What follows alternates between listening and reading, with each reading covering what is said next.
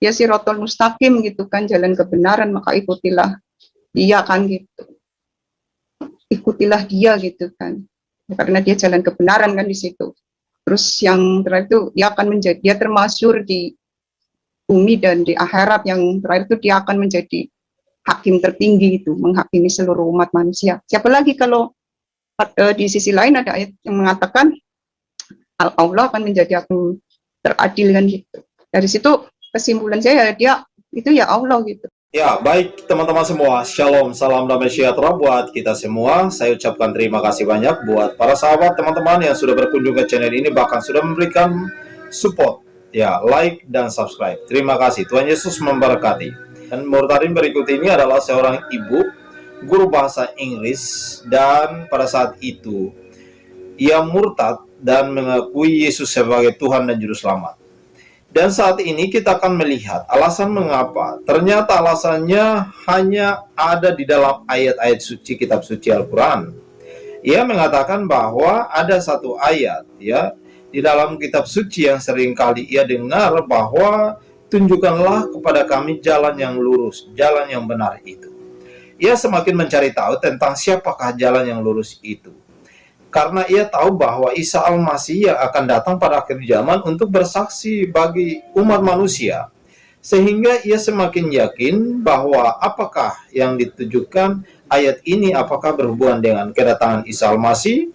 Dan akhirnya teman-teman, ayat inilah yang kemudian membawa dia murtad dan percaya kepada Tuhan Yesus. Karena Alkitab menubuatkan bahwa pada akhirnya, pada akhir zaman, manusia, orang-orang akan datang dan menyembah Yesus sebagai Tuhan dan Juru Selamat. Itulah yang saya yakini, dan kita akan saksikan dulu video berikut ini, teman-teman. Salam. Sebelumnya perkenalkan nama saya, nama lengkap saya Intan Munaya. Saya sekarang menjadi guru SMK, mengampu mata pelajaran bahasa Inggris. Ini melakukan kesaksian untuk apa ya, semacam biar orang-orang yang telah murtad dari agama sebelumnya itu lebih percaya gitu. Terus juga untuk diri saya sendiri, menguatkan diri saya sendiri gitu aja.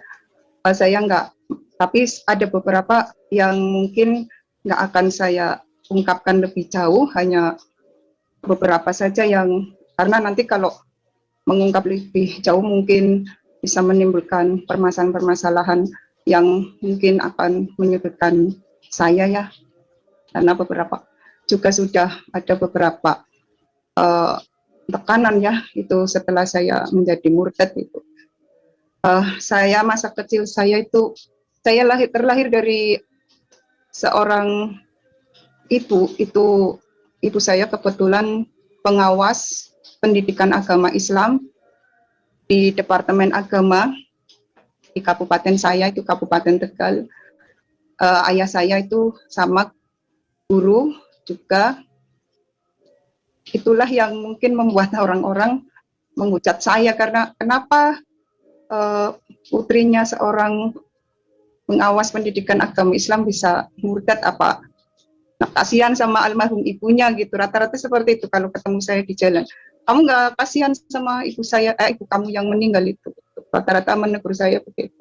Terus ada lagi yang mengatakan kamu tersesat gitu, terang-terang itu ada. Terus ada yang mengatakan saya itu katanya macam-macam begitu kan. Dan saya semua tanggap itu ya dengan tersenyum gitu. Karena memang saya yang tahu. Jadi kalau saya orangnya dari dulu selalu melihat hal itu, mempelajari sesuatu itu ya dilihat dari kacamata sejarah gitu kan.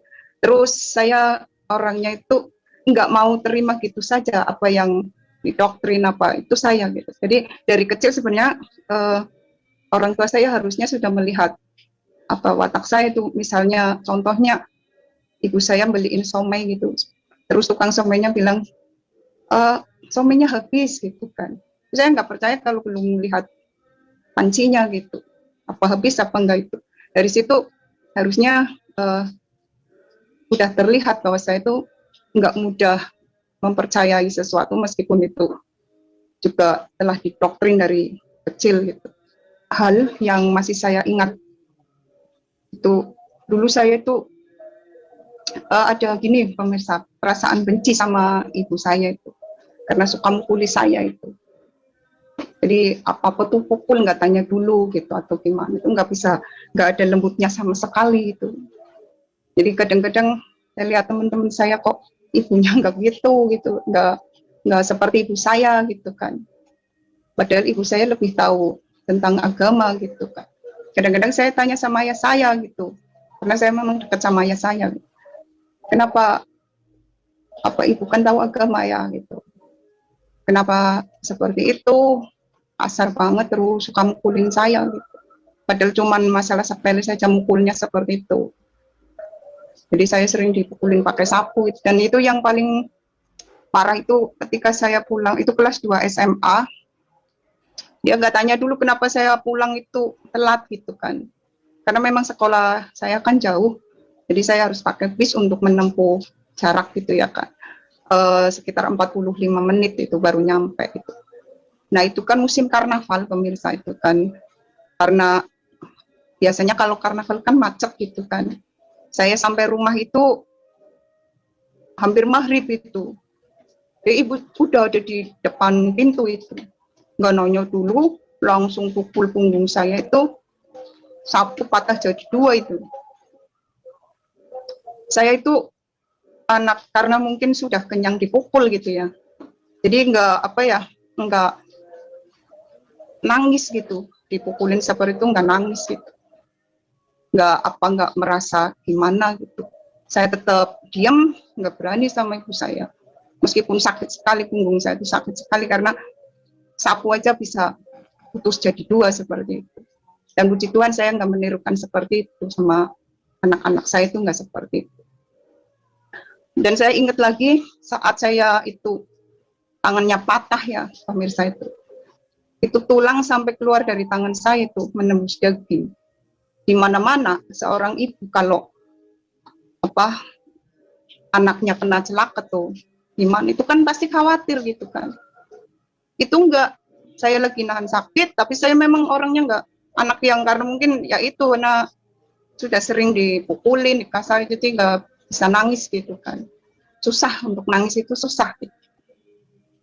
Harusnya kan dia khawatir anaknya tangannya patah atau gimana, itu enggak, cuma lo dipukulin gitu dengan tangan kiri yang masih itu patah terbalik itu tulangnya udah gitu masih dipukulin. Nah itu jadi trauma sekali dalam hati saya. Akhirnya ya itu kenapa harusnya orang yang tahu agama sekali gitu kenapa kasar gitu, kenapa enggak lembut gitu, kenapa enggak sayang gitu, enggak bisa bicara baik-baik gitu. Nah pada suatu hari itu SMA saya sudah mulai agak sedikit dewasa gitu kan. Saya bermimpi pemirsa. Di sana bermimpi Nabi ya, Nabi saya dulu di keyakinan saya yang lama. Tapi di mimpi saya itu saya perasaan dengan ibu saya itu di Mekah gitu kan di situ. Terus di sana semua orang salamin beliau itu, salamin beliau sampai benar-benar orang itu sudah nggak ada lagi gitu, banyak sekali orang-orang di situ, orang-orang udah sepi gitu.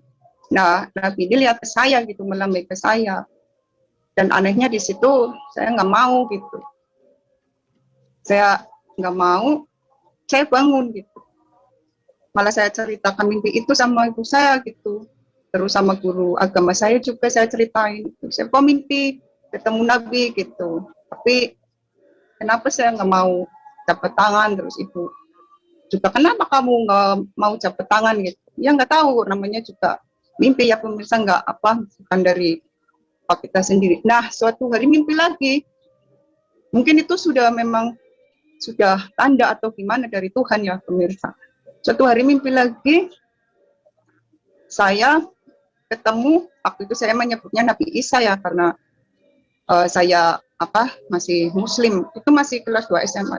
Saya bertemu Nabi Isa itu. Ya tahulah kita itu Nabi Isa gitu kan, di sananya tahu gitu. Dan Nabi Isa ini panggil gitu, Intan gitu. Saya nengok dan itu anehnya saya menghamburkan diri sambil bilang Bapak, Bapak, Bapak gitu.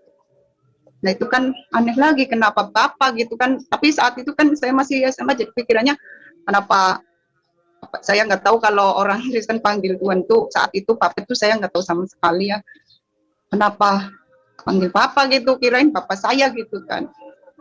Kenapa saya panggilnya Bapak, Bapak, Bapak gitu kan. Nah itu terlupakan pemirsa. Sampai kemudian saya kuliah, ya saya kuliah lebih matang belajar. Biasanya kan kita dulu dari kecil kan belajar baca Al-Quran dan sebagainya kan enggak lihat artinya gitu kan. Saya penasaran gitu kan.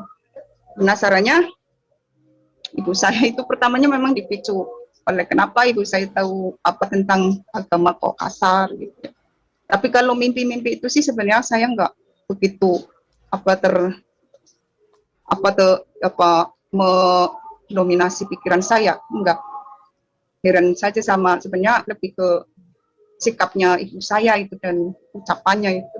Kenapa dia tahu tentang ajarannya kok tapi kasar gitu. Jadi saya mulai belajar pemirsa itu, mulai menyelidiki satu persatu gitu kan tentang kandungan arti Al-Quran di situ, arti semuanya lah, sejarah tentang kenabian dan sebagainya. Saya mulai bahas satu-satu, cuma ini saya nggak akan buka semua, hanya yang paling membuat saya akhirnya menolak gitu. Tapi ini bukannya saya nggak mendiskreditkan ya, ini saya cerita. Terserah penilaian orang, ini saya hanya untuk saya sendiri kenapa seperti itu akhirnya. Tapi sebenarnya pemahaman dan pengetahuan saya ini enggak juga membuat saya mengikuti Kristus, enggak. Nanti ada masanya kenapa pada akhirnya saya itu menjadi pengikut Kristus itu. Bukan karena meskipun saya tahu banyak gitu kan. Saya mulai belajar lagi mengkaji agama gitu. Cuma belum melihat Injil saat itu. Itu saya pelajari artinya gitu. Dan maaf itu yang saya heran kok di situ gitu kan. Kenapa ya gitu saya merenung gitu. Kenapa Tuhan kok nyuruh benci gitu kan. Nyuruh benci terutama sama Kristen gitu kan. Apa salahnya gitu. Apapun kesalahan kan, kesalahan orang nggak boleh kan, ibaratnya Tuhan suruh membenci gitu. Saya mikir gitu kan, gimana gitu, bingung pemirsa. Di situ terus ada lagi gitu yang bikin saya, ini poin-poinnya saja yang penting. Di situ ada sebuah surat yang saya tahu ya, jin itu kan setan itu. Jin itu setan ya. Gitu. Cuma kenapa ada setan kok ada yang beriman gitu di situ. Nah itu kan nggak bisa saya terima gitu. Akhirnya menjadi bahan renungan saya. Akhirnya saya belajar lebih jauh semuanya gitu. Ya kesimpulan saya, nggak usah saya ceritain semua pemirsa. Kesimpulan saya nggak mau lah gitu. Saya nggak mau gitu. Saya nggak bisa gitu. Nggak bisa menerima itu tahun 98 ya. Cuma saya belum meskipun saya udah nggak mau, cuma belum kepikiran ke Tuhan Yesus gitu. Cuma pada suatu hari itu masih tahun 98 itu saya mau wisuda, hampir wisuda itu ya. Saya kuliah itu hampir wisuda. Saya kuliah di Muhammadiyah ya, Yayasan Muhammadiyah di Yogyakarta, pemirsa, jurusan bahasa Inggris itu. 98 itu saya mau ujian itu, mata kuliah terakhir itu. Kalau itu nggak lulus, saya nggak bisa wisuda. Tahun itu juga harus ditunda lagi, tapi kalau ditunda lagi kan kita tetap bayar administrasi, itu saya kasihan sama orang tua gitu kan. Akhirnya saya gini, gimana ya kalau saya nggak lulus, itu takut gitu kan. Saya coba sholat meskipun ada beberapa bacaan yang sudah saya hapus karena rasa nggak percaya itu. Jadi saya tetap berdoa, tapi berdoa Tuhan pencipta semesta alam gitu kan. Saya minta lulus gitu, saya minta diluluskan. Ini pengalaman luar biasa pemirsa yang memang nggak masuk akal, tapi ini benar-benar terjadi dalam hidup saya. Itu apa yang saya bersaksi ini memang itulah saya gitu. Saya nggak mencoba mengada-ngada. Jadi saya berdoa, ya Allah gitu kan, Tuhan pencipta semesta alam, saya pengen lulus gitu. Jangan ngantuk di situ. Tahu-tahu siapa yang datang? Yang datang itu kan Nabi Isa gitu. Tahunya tuh Nabi Isa itu. Dia bilang, Intan buka itu sesi 3 gitu kan. Sesi 3 saya buka gitu. Saya kan nggak tahu pemirsa soal ujian nanti 200 apa itu, saya nggak tahu kan. Tapi di situ ada 200 gitu, 200 soal gitu. Dan di situ multiple choice semua ya. Cuma saya di situ sudah dijawab gitu, ada jawabannya gitu. Dan saya herannya saya tuh cuma ngapalin jawabannya dari nomor 1 sampai 200 tuh bisa hafal dalam waktu yang singkat gitu. Cuma begitu sudah selesai, Tuhan Yesus bilang, tanya lagi sudah gitu kan. Sudah. Cuma saya heran kenapa setiap doaku dia datang gitu kan. Terus ya sudah gitu kan. Terus dia pergi, saya duduk, saya merenung gitu. Masa sih gitu kan, masa sih soal itu mau keluar gitu, masa sih gitu kan. Jadi ujiannya kan minggu depan gitu kan. Saya duduk di depan, di ruang, waktu itu saya kos ya, saya duduk di ruang tamu, masa sih. Setelah itu minggu depannya itu puji Tuhan benar-benar itu soal itu mirip yang di itu saya gitu. Jadi soalnya memang ada 200 dan itu persis gitu seperti itu. Jadi gimana saya nggak lulus yang dapat 100 kan gitu, karena tahu semua jawaban, tapi seandainya mungkin saya nggak bisa mengerjakan itu. Dan itu benar-benar nyata. Itu yang bikin saya itu sampai sekarang aneh juga gitu pemirsa. Nah itu berkali-kali Tuhan sebenarnya lagi berkata sama saya, tapi enggak juga saya ngikut dia gitu. Itu mungkin saya nggak tahu, saya terlalu bodoh atau gimana ya. Tapi begitu akhirnya saya sudah ujian itu kan sudah lulus, itu pasti wisuda. Saya ingin tahu kan, saya buka-buka itu lagi kitab saya lagi gitu kan. Situ mulai saya belajar lagi gitu pemirsa. Ada beberapa surat yang bikin saya, karena saya Nabi Isa yang datang terus ke saya. Ya saya baca surat Ali Imran itu ya, di situ ditulis bahwa Isa atau Yesus putra Maryam itu Ruhul Kudus gitu kan. Sepengetahuan saya Ruh Kudus ya rohnya Allah gitu kan pemirsa. Rohnya Allah itu. Berarti kan di pemahaman saya ini, maaf, saya nggak memaksakan seseorang harus memahami seperti yang saya pahami gitu. Misalnya rohnya saya ini rohnya Intan. Pisah dari saya pun keluar gitu. Tetap itu rohnya ya itu Intan gitu kan. Ini Intan, itu Intan gitu kan. Itu pemahaman mudah gitu kan. Rohnya Allah, Yesus ya. Berarti dia Allah kan gitu. Keluar pun berpisah pun tetap dia Allah kan. Jadi Ruhul Kudus itu kan rohnya Allah itu waktu itu. Saya rohnya Allah, berarti kan bisa benar dia itu memang Allah kan. Ya Sirotol Mustaqim gitu kan, jalan kebenaran, maka ikutilah dia kan gitu. Ikutilah dia gitu kan. Ya, karena dia jalan kebenaran kan di situ. Terus yang terakhir itu dia akan menjadi, dia termasyhur di bumi dan di akhirat. Yang terakhir itu dia akan menjadi hakim tertinggi itu, menghakimi seluruh umat manusia. Siapa lagi kalau di sisi lain ada ayat yang mengatakan Allah akan menjadi hakim teradil kan gitu. Dari situ kesimpulan saya dia terus begini kalau pemahaman saya, karena saya juga mempelajari tentang makrifatul tasawuf ya, atau ilmu ilmu tentang pengetahuan Allah ya, menjadi semesta dan lain-lain. Jadi Allah ini kan maha segalanya, mau pas, mau dia mewujudkan diri jadi manusia, mau dia mewujudkan diri jadi apapun, dia bisa gitu. Saat dia menemui Abraham ya, dia mewujudkan diri jadi manusia. Saat menemui Nabi Musa tuh, dia menjadi seperti api itu cahaya ya. Terus menemui Bani Israel itu awan gitu. Ya, maha segalanya, berhak mewujudkan diri menjadi apa saja.